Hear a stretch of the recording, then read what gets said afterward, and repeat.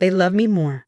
Victoria's smug voice carried across my kitchen as I stood frozen, my nurse's scrubs still on for my night shift. I'm basically their real mommy now. My name is Olivia Parker, and at 32, I never expected to hear those words from my sister-in-law while my twins played in the next room. Single motherhood wasn't my choice. Cancer took Marcus when the kids were just 3, leaving me to raise Emma and Ethan alone. Victoria, Marcus's sister, had offered to help with childcare while I worked nights at the hospital. I thought she was being kind. I was wrong. What did you just say? I managed to keep my voice steady, though my hands shook as I set down my coffee mug. Victoria lounged against my counter like she owned it, her designer outfit a stark contrast to my worn scrubs. Oh, come on, Olivia. You're never here. Someone has to be their mother figure. She examined her manicured nails with an air of superiority. Besides, they started calling me mommy on their own. The room spun slightly as her words sank in. My children, my babies, were being manipulated while I worked exhausting shifts to keep a roof over their heads and food on the table. Before I could respond, Emma's voice drifted from the living room. Mommy Vicky, can we have cookies? Victoria's triumphant smile made my stomach turn.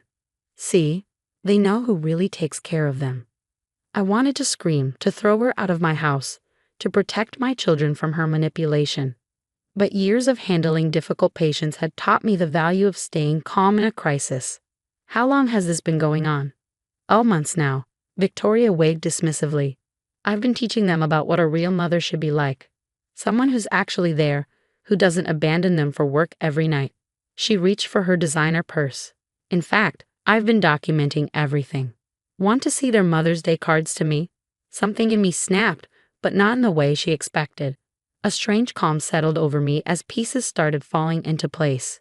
The way Emma and Ethan had grown distant, their reluctance to talk about their time with their aunt, the mysterious new toys that appeared despite my strict budget.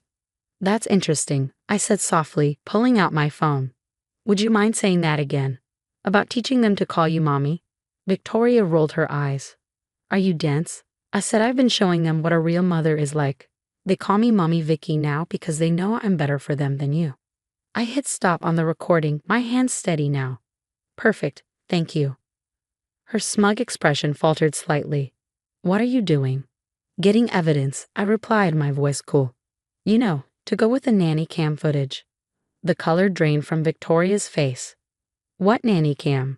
I smiled, thinking of the small device my friend Sarah, a social worker, had insisted I install 3 months ago when she noticed changes in the twins' behavior. The one that's been recording everything. Every manipulation, every attempt to alienate my children from me, every moment you tried to replace their mother. Victoria's composure cracked. You're lying. You're just jealous because they love me more. Mommy? Ethan's small voice came from the doorway. Both our heads snapped around to see my son standing there, clutching his favorite stuffed lion. You're home. Before Victoria could react, Ethan ran to me, wrapping his arms around my legs. The genuine love in his embrace made my heart ache. How dare she try to steal these moments from us? Don't worry, sweetie, Victoria cut in quickly, her voice honey sweet. Mommy Vicky is still here. Why don't we? That's enough. My tone could have frozen fire. Emma, honey, can you come here please? My daughter appeared, looking uncertain as she glanced between Victoria and me. The sight of her hesitation made my resolve stronger. This ended now. Kids, Aunt Victoria was just leaving. Say goodbye. Victoria's face twisted with anger. You can't do this. They need me. Tell her, kids. Tell her how much better it is when you're with Mommy Vicky. But something in my expression must have finally registered with her because she took a step back. This isn't over, she hissed, grabbing her purse. You'll regret this. I have rights. I held my ground, one hand on each of my children's shoulders. The only rights you had were the ones I gave you when I trusted you with my children. That trust is gone. Get out of my house. After Victoria stormed out, slamming the door behind her, I knelt down to hug my twins properly. They clung to me, and I could feel their confusion and fear. I'm so sorry, Mommy, Emma whispered. Aunt Vicky said you didn't want to be with us. That's why you work so much. My heart shattered. No, baby. I work because I love you both so much. Everything I do is for you. She said we shouldn't tell you about the Mommy Vicky thing, Ethan added, his voice small. She said it would make you mad. I pulled back to look at their precious faces, wiping away Emma's tears. Listen to me, both of you. You can always tell me anything. I'm your mother, and nothing will ever change that. Not work, not time apart, and certainly not Aunt Victoria. As I held them close, my mind was already racing. The recording, the nanny cam footage, the way Victoria had practically confessed to parental alienation. It was all evidence. But I knew my sister-in-law, this wasn't over. She would try to paint me as the villain, use my work schedule against me, maybe even try for custody. What she didn't know was that I'd been documenting everything too. Every shift I worked to provide for my children, every moment I spent with them, every milestone and memory. I had witnesses, records, and now proof of her manipulation. Victoria thought she could take my children from me. She was about to learn what a real mother was capable of. The next morning, I sat in Sarah's office, watching her face darken as she reviewed the nanny cam footage. My friend had been a social worker long enough to maintain her professional composure, but I could see her jaw tighten with each manipulative scene she witnessed. This is textbook parental alienation, she said finally, pausing the video. Victoria deliberately undermined your relationship with Emma and Ethan. Look here, she pointed to the screen. She's literally coaching them to keep secrets from you. I nodded, my hands wrapped tightly around my coffee cup. She sent me this an hour ago. I handed Sarah my phone, showing Victoria's latest text. The kids are crying for their mommy Vicky. Hope you're happy destroying their happiness. My lawyer will be in touch. Sarah's eyes narrowed. She's trying to intimidate you. Has she made any attempts to contact the children? She's been calling the house nonstop. I blocked her number, but she's using different phones. I pulled out a notebook where I documented every call, every message. She also showed up at their school yesterday. She what? Sarah sat up straighter. The principal called me. Victoria tried to pick them up, claiming she was their primary caregiver. Thankfully, I'd already updated their emergency contact list and provided documentation about the situation. Sarah began typing rapidly on her computer. Smart move. We need to file for an emergency restraining order. Victoria's behavior is escalating and she was interrupted by my phone buzzing with a new message. It was from my mother-in-law, Victoria's mother.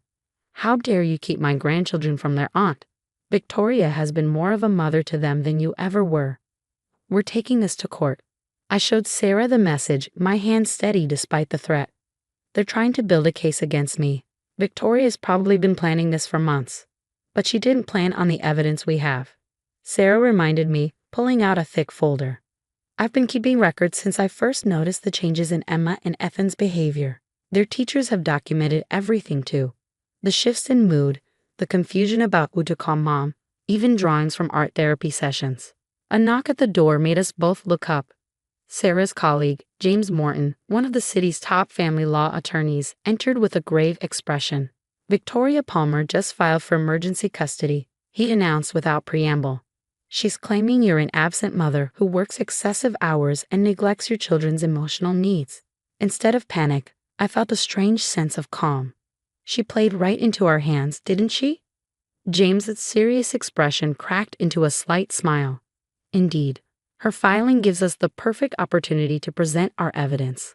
The judge assigned to the case, Henderson, has zero tolerance for parental alienation. What about my work schedule? I asked. They'll use my night shifts against me. Actually, Sarah interjected. I've got statements from your supervisor and coworkers about how you specifically chose night shifts to maximize time with the kids. You're there for breakfast, school drop-offs, homework, dinner. You've structured your entire schedule around their needs. James nodded approvingly. Plus, we have documentation of every attempt you've made to provide for your children since Marcus's death. Insurance policies, college funds, grief counseling, you've gone above and beyond. My phone buzzed again. This time it was a social media notification. Victoria had posted a long, tearful status about being cruelly separated from my beloved children who need their mommy Vicky. The comments were filling with sympathetic responses from people who didn't know the truth. She's trying to control the narrative, I said, showing them the post. Let her, James advised. Every public post, every message, every attempt to manipulate the situation just strengthens our case. Sarah squeezed my hand. The hearing is set for next week. Victoria thinks she's going to blindside you with this custody suit, but we've got something she doesn't. What's that? The truth, Sarah said simply, and more importantly, evidence of how hard you fought to be there for your children despite everything. That evening, as I tucked Emma and Ethan into bed, I could see the lingering confusion in their eyes. Victoria's manipulation had left its mark, but children are remarkably resilient when shown consistent love and honesty. Mommy? Emma asked as I kissed her forehead. Are we bad for calling Aunt Victoria Mommy sometimes? My heart ached, but I kept my voice gentle. No, sweetheart, you're not bad at all. Aunt Victoria shouldn't have asked you to do that, but it wasn't your fault. She said you'd leave us like Daddy did, Ethan whispered from his bed. I moved to sit beside him, gathering both my children close. Listen to me, both of you. Daddy didn't choose to leave us, he was very sick, remember? And I will never, ever leave you. Everything I do, every moment I work, it's all for you. You're my whole world. As they drifted off to sleep, I checked my phone one last time. More messages from Victoria and my in-laws, more threats, more attempts to make me doubt myself. But they didn't know what was coming. They thought they could use my dedication to my children against me, paint my hard work as neglect. They were about to learn that a mother's love isn't measured in hours present, but in sacrifices made and battles fought. Victoria wanted a war. Fine, but she'd started a fight she couldn't win, because unlike her, I wasn't fighting for the right to be called Mom. I was fighting for my children. The courtroom was silent as the nanny cam footage played. Victoria's voice filled the room, clear and damning. Your real mommy doesn't love you enough to stay home. That's why you have Mommy Vicky now. I watched Victoria's face drain of color as scene after scene showed her systematic manipulation of my children. Her lawyer shifted uncomfortably in his seat as the evidence mounted. Text messages, social media posts, witness statements from teachers and neighbors. Judge Henderson's expression grew sterner with each piece of evidence. When the video ended, she removed her glasses and fixed Victoria with a piercing stare. Mrs. Palmer, she addressed Victoria, in my 20 years on the family court bench, I have rarely seen such a calculated attempt at parental alienation. You deliberately undermined these children's relationship with their mother, while their father's death was still fresh in their minds. Victoria stood up, her designer outfit and perfectly styled hair doing nothing to hide her desperation. Your Honor, I only wanted what was best for the children. Their mother works nights, they needed. Silence. Judge Henderson's voice cracked like a whip. What these children needed was stability and support, not manipulation. She turned to me. Mrs. Parker, your work schedule documentation shows remarkable dedication to maintaining consistent time with your children despite working nights. Your supervisor's statement about you specifically requesting night shifts to maximize daytime hours with your children is particularly noteworthy. My lawyer presented one final piece of evidence, a recording from just 2 days ago, when Victoria had shown up at my house unannounced. I'll tell everyone what a horrible mother you are. Victoria's voice shrieked through the speakers.